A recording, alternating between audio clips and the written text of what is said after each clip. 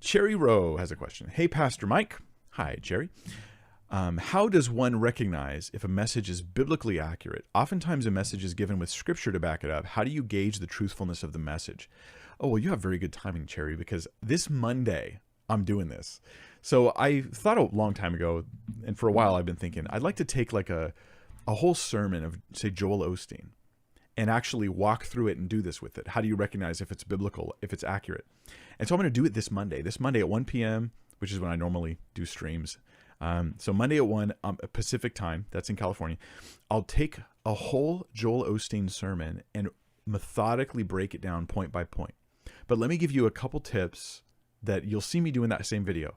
And this is what I'll do. You take the message they're giving and you make sure you understand their points. Maybe write them down. They say, you have to give if you were to get, right? And then you take the verse that they use to support it. Oh, Malachi, where it says, bring the whole tithe into the storehouse and then your vats will be overflowing.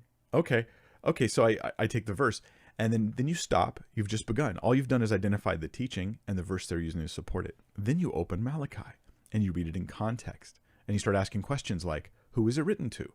Oh, Malachi was written to the Jews. But wait, the Jews were under the law. And in the law, there was a requirement to tithe. And blessings and curses was dependent upon obedience. So it makes sense that Malachi says this to them. But in the New Testament, we're not under the law. So how do I apply this to Christians?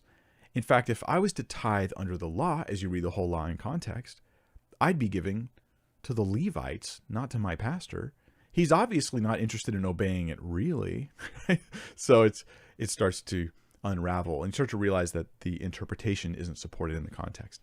So that's what you do. You make sure you identify the point they made, the scripture they used to support it, and then you go look up that scripture in context and hope for clarity to see if it actually supports the thing that they were teaching.